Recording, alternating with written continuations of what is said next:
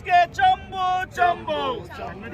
So ನಿನ್ನೆ ಕೇಂದ್ರ ಸರ್ಕಾರದ ಒಂದು ಬಜೆಟ್ ಅನ್ನ ನಾವು ನೋಡ್ತಾ ಇದ್ವಿ. ಕರ್ನಾಟಕಕ್ಕೆ ಏನ್ ಸಿಗುತ್ತೆ ಅಂತ ಬೆಳಗ್ಗೆಯಿಂದ ಸಾಯಂಕಾಲವರೆಗೂ ರಾಜ್ಯದ ಪ್ರತಿಯೊಬ್ಬ ಮತದಾರನು ನೋಡ್ತಾ ಇದ್ದ.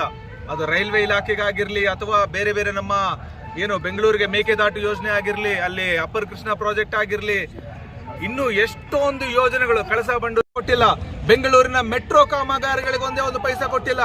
ಬರೀ ಸಬರ್ಬನ್ ರೈಲಿಗೆ ಒಂದು 350 ರೂಪಾಯಿ ಕೋಟಿ ಒಂದು ಭಿಕ್ಷೆ ಹಾಕೋ ತರ ಕೆಲಸನ ಈ ಕೇಂದ್ರ ಸರ್ಕಾರ ಮಾಡಿದೆ. ಅದೇ ಇವತ್ತು ಬೇರೆ ಬೇರೆ ರಾಜ್ಯಗಳಿಗೆ ಏನು ಆಂಧ್ರ ಪ್ರದೇಶ ಮತ್ತೆ ಬಿಹಾರಿಗೆ ಯಾವ ತರ ಇವತ್ತು ಹಣ ಹರಿದು ಹೋಗ್ತಾ ಇದೆ ನೋಡಿ.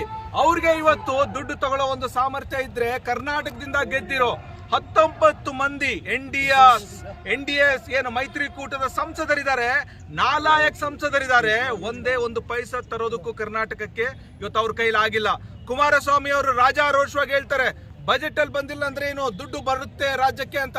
ಏನ್ ನಿಮ್ ಮನೆಯಲ್ಲಿ ಇಡೀ ರಾಜ್ಯಕ್ಕೆ ಬೇಕಾಗಿರೋಷ್ಟು ಹಣನ ನೀವು ತುಂಬಿಕೊಂಡಿದ್ದೀರಾ ಕುಮಾರಸ್ವಾಮಿ ಅವರೇ? ನಿಮ್ ಮನೆಯಲ್ಲಿ ಎಲ್ಲಿಂದ ಬರುತ್ತೆ? ಬಜೆಟ್ ಅಲ್ಲಿ ದುಡ್ಡು ಅಲೋಕೇಟ್ ಆಗಿಲ್ಲ ಅಂದ್ರೆ ನಿಮ್ ಮನೆಯಿಂದ ತಂದು ಕೊಡ್ತೀರಾ ನೀವು ಹಣವನ್ನ?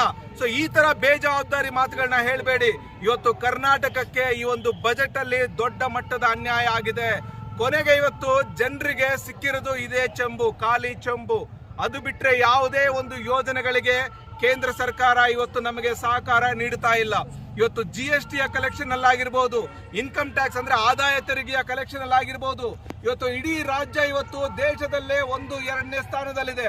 ಇಷ್ಟೆಲ್ಲ ಹಣವನ್ನ ಕೇಂದ್ರ ಸರ್ಕಾರಕ್ಕೆ ಬೇರೆ ಬೇರೆ ರೀತಿಯ ತೆರಿಗೆ ರೂಪದಲ್ಲಿ ಕೊಡ್ತಾ ಇದ್ರು ನೀವು ಮಾತ್ರ ಕನ್ನಡಿಗರಿಗೆ, ರಾಜ್ಯದ ಮತದಾರರಿಗೆ ಚೆಂಬನ್ನ ಕೊಟ್ಟಿದ್ದೀರಾ. ನೀವು ರಾಜ್ಯದ ಜನ ಸುಮ್ಮನೆ ಇರೋದಿಲ್ಲ. ಏನಿವತ್ತು ಮೋಸ ನೀವು ಮಾಡಿದಿರಾ, ಈ ಮೋಸನ ನೆನಪಿಟ್ಕೊಂತಾರೆ.